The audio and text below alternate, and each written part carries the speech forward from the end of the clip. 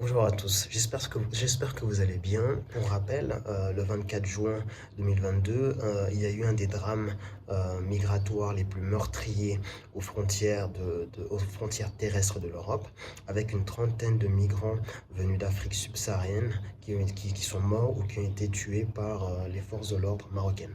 Le 6 juillet 2022, à l'aéroport Tunis-Carthage, pour ceux qui ont vu les images assez choquantes, il y a eu un incident également avec cette dizaine de policiers ou de forces de l'ordre de l'aéroport de Tunis qui a roué de coups des passagers sénégalais qui étaient coincés donc dans cet aéroport. Pour la petite histoire, et pour ceux qui ont vu les images, il y avait donc des passagers sénégalais qui voyageaient via Tunisair, la compagnie, et qui se sont retrouvés coincés dans l'aéroport parce qu'en fait, il y a eu plusieurs annulations avec cette compagnie. Et le problème, c'est que cette compagnie a apparemment mis en place des solutions d'hôtel pour des passagers blancs, tout en laissant les noirs attendre plusieurs jours dans l'aéroport coincés. Et donc certains ont commencé à se plaindre un petit peu trop bruyamment, et c'est là que des forces de l'ordre sont venues à plusieurs. Et en fait, si vous voyez dans les images, en fait, vous avez une dizaine de policiers avec des matraques en train de tabasser un seul noir sans défense, en tout cas non armé. Alors, ces événements sont choquants, racistes. En fait, on a l'impression que ces événements deviennent banals, et ça ressemble un petit peu à ce qu'on voit aux États-Unis avec les tueries de Noirs par la police. Mais ça m'inspire à aborder des solutions qui sont tout aussi, elles, répétitives, mais qu'on oublie trop souvent. Et je parle ici de la mobilisation de la diaspora noire africaine sur le plan économique. Parce que pour moi, c'est bien là le nœud du problème, et c'est bien là la source de solution. Alors, on cesse de répéter, mais en fait, quand on voit ce genre d'événement, il y a plusieurs questions qui naturellement nous viennent à l'esprit, notamment pourquoi des destinations telles que voilà, le Maroc, la Tunisie, les pays du Golfe, la Russie, l'Ukraine, on sait qu'il y a fréquemment des événements ou des événements de ce type qui se produisent, mais pourquoi ces destinations sont toujours autant privilégiées, que ce soit par la diaspora noire africaine, etc., ou bien par les étudiants pour les études, etc. Alors chacun a ses raisons, et il ne s'agirait pas ici d'exclure définitivement ces destinations, mais en tout cas de prendre conscience que c'est en étant actif que peut-être en boycottant dans certains aspects certaines de ces destinations, notamment de la part de la diaspora nord-africaine, qu'une solution pourrait, en tout cas un moyen de pression pourrait être mis sur ces pays-là, pour justement qu'ils fassent un effort de respect et en tout cas de considération des Africains d'Afrique subsaharienne. Parce qu'ici, le problème, c'est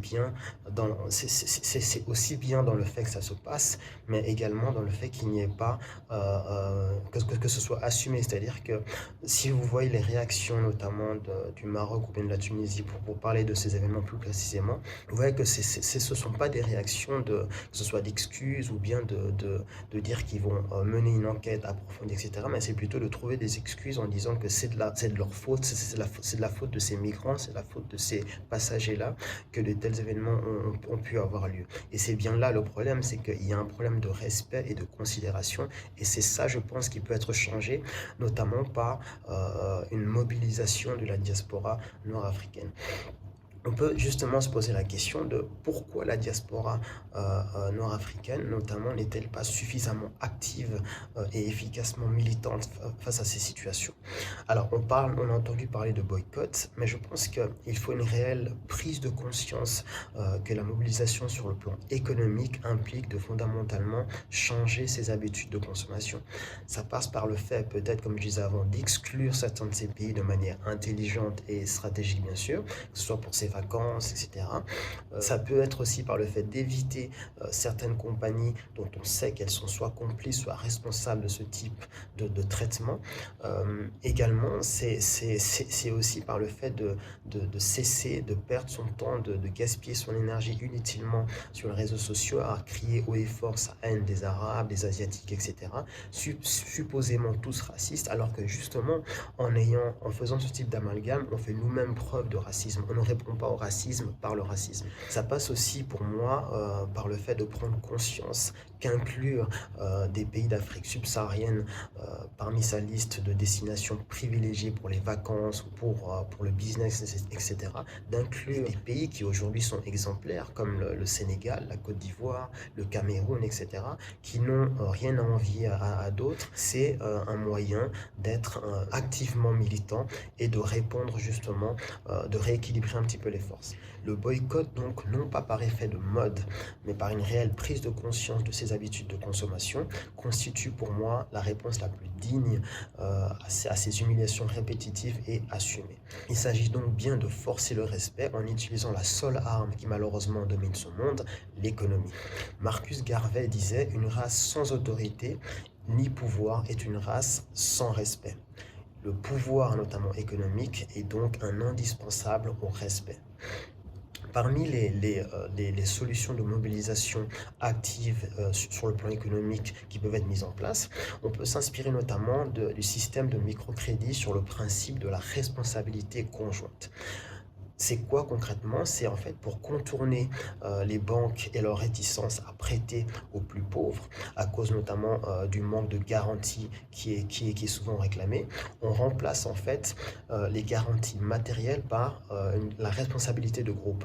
C'est-à-dire qu'en fait, si c'est des groupes de confiance qui peuvent être constitués, qui se portent donc garantes auprès de la banque, et donc si un des membres du groupe n'arrive pas à rembourser son prêt, ce sont les autres qui doivent le suppléer, ou en tout cas lui venir en aide.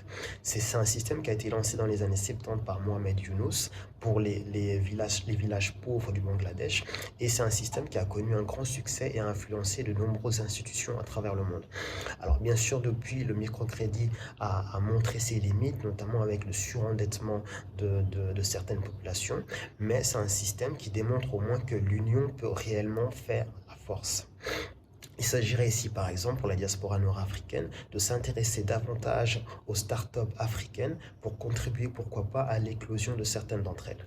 Il y a également une autre solution dont on peut s'inspirer, c'est la prise de participation directe de la diaspora dans leurs États d'origine.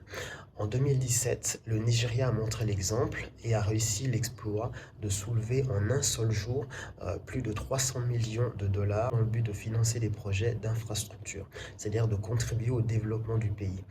Alors c'est un système qui permet à l'État d'emprunter à un taux souvent bas et aux bailleurs, donc à la population qui prête à l'État, donc ils achètent des obligations d'État, d'avoir un droit de regard, un contrôle sur l'utilisation de ces fonds. Donc c'est un moyen de pression sur comment l'argent est utilisé ensuite par l'État.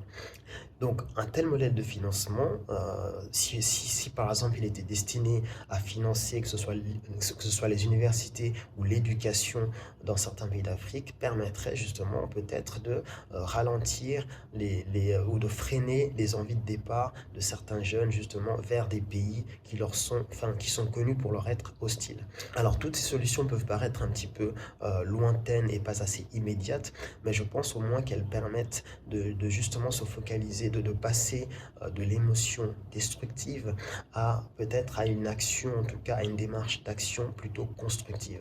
C'est bien pour moi la prise de conscience de la diaspora nord-africaine notamment sur sa capacité au niveau économique à influencer, à forcer le respect, qui sera la clé, qui est la clé, la principale clé justement au changement, au rééquilibrage des forces et puis au changement du traitement qu'il y a actuellement sur les populations d'Afrique subsaharienne en général.